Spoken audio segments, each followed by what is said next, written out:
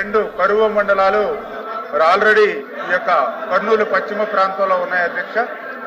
వీటన్నిటినీ కూడా దృష్టిలో పెట్టుకుని గతంలో తెలుగుదేశం ప్రభుత్వం అధికారంలో ఉన్నప్పుడు ఏదైతే కర్నూలు పశ్చిమ ప్రాంతానికి సంబంధించి మెట్ట ప్రాంతంలోను అదేవిధంగా వెనుకబడినటువంటి ప్రాంతంలో సాగునీరు త్రాగునీరు అందించాలనే ఉద్దేశంతో ఆ రోజు వేదావతి ప్రాజెక్టుకి 2019 జనవరిలో మరి 77 జీవో ద్వారా ఆ రోజు 1942 కోట్లు నిధులు మంజూరు చేయడం జరిగింది. అదేవిధంగా మెగా ఏదైతే ఏజెన్సీని కూడా మరి ఆ రోజు టెండర్స్ పిలిచి మరి సెలెక్ట్ చేయడం కూడా జరిగింది అధ్యక్ష. మరి దురదృష్టం ఏంటంటే తర్వాత వచ్చినటువంటి వైఎస్ఆర్సీపీ ప్రభుత్వం 5 సంవత్సరాల్లో మరి ఏదైతే ఈ యొక్క ప్రాజెక్టుకి సంబంధించి మరి ఒక్క రూపాయి పనులు కూడా ముందుకు సాగనటువంటి పరిస్థితి ఉంది అధ్యక్ష.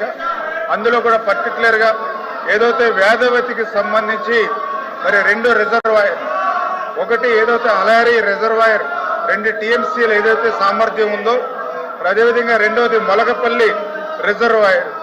ఈ 2 రిజర్వాయర్లు కూడా ఈ 5 సంవత్సరాల్లో మరి ఎక్కడ కూడా ఒక్క రూపాయి పని కానిటువంటి పరిస్థితి అధ్యక్ష.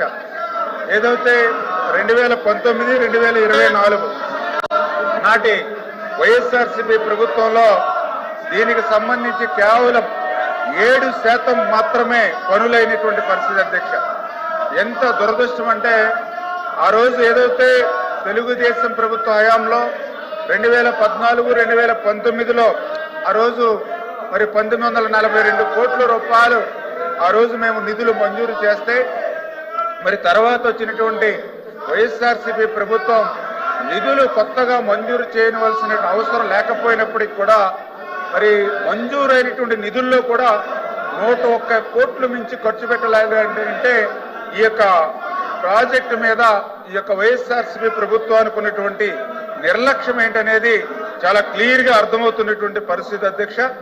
అందులో కూడా పర్టికులర్ గా ఏదైతే ఈ యొక్క ప్రాజెక్టుకి సంబంధించి ఏదైతే భూసేకరణ దగ్గర 4819 ఎకరాలు భూసేకరణ చేయవలసి ఉన్నటువంటి పరిస్థితుల్లో గత ప్రభుత్వం ఎంత సిగ్గుచేటంటే కేవలం 9 ఎకరాలు మాత్రమే భూసేకరణ చేయగలిగింది అని అంటే ఎక్కడ 4819 ఎకరాలు, ఎక్కడ 9 ఎకరాలు అంటే కనీసం సేకరణ చేసినటువంటి భూములకి ఆ సిఎఫ్ఎంఎస్ ద్వారా బిల్లులు ఇవ్వలేనటువంటి పరిస్థితి.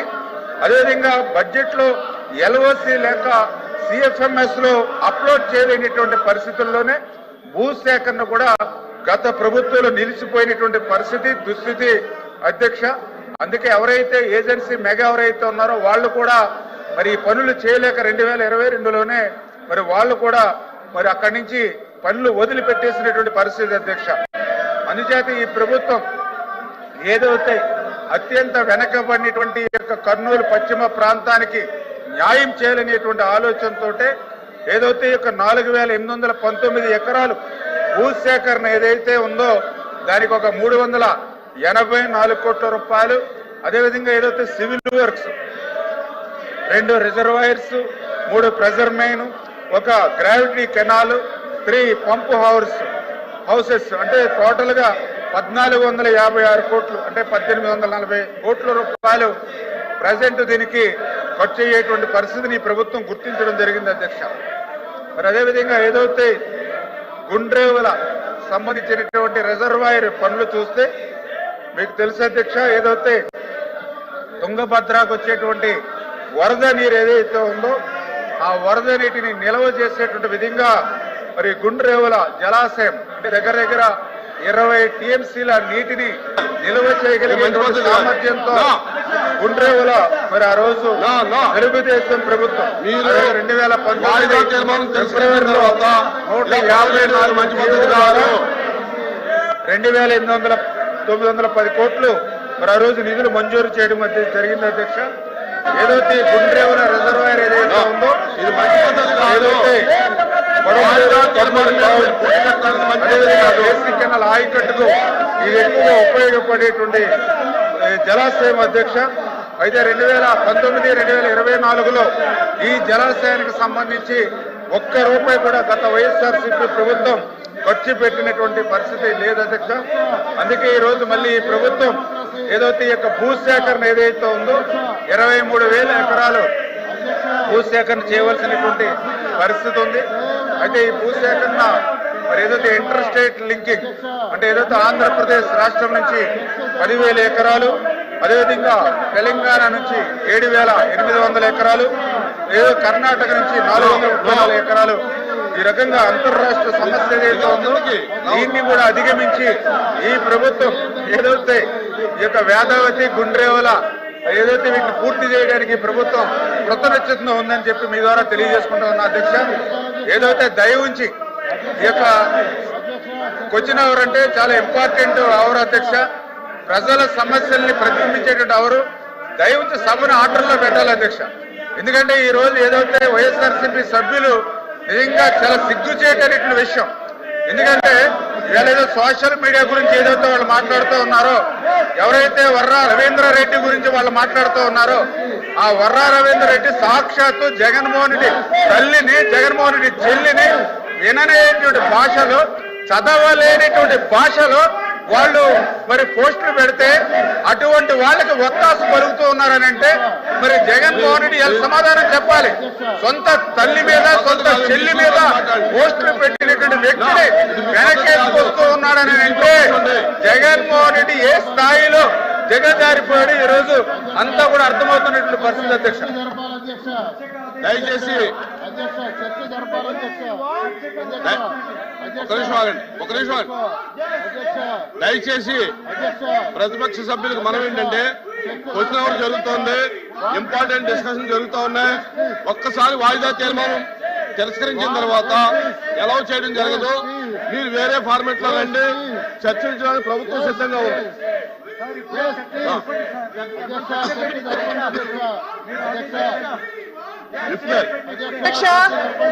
అధ్యక్ష కొంచెం కూడా బాధ్యత లేకుండా ఈ రోజు మీ ఈ గౌరవ సభ్యులు ప్రవర్తిస్తూ ఉన్నారు. అది మంచి పద్ధతి కాదు అధ్యక్ష. అధ్యక్ష సోషల్ మీడియాలో ఆడవాళ్ళ మీద మీరు సభ నడపండి అధ్యక్ష. మీరు సభ నడపాలి. మీరు వాయిదా చేసిన తర్వాత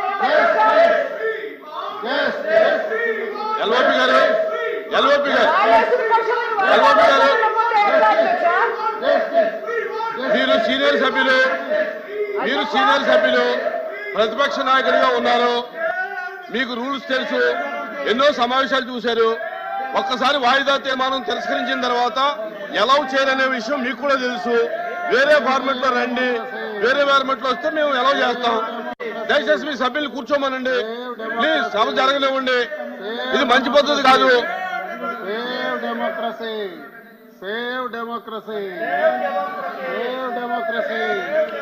బిజినెస్ కంటిన్యూ చేస్తున్నాం. Question number 13564 minister for backward classes.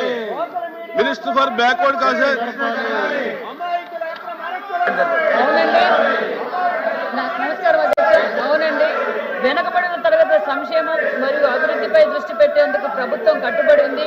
ఈ లక్ష్యం సాకారం చేసే దిశగా గ్రూపుల వారీగా సామాజిక వర్గ లక్ష్యంగా చేసుకుంటూ వివిధ కార్యక్రమాలు, పథకాల నిమిత్తం చరిత్రలో ఎప్పుడూ లేని విధంగా 39,007 కోట్ల రూపాయలను కూడా మంజూరు చేయడం జరిగింది.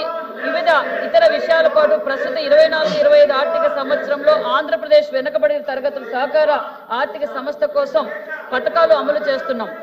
NBC, FDC పథకాల కింద 2,227 మంది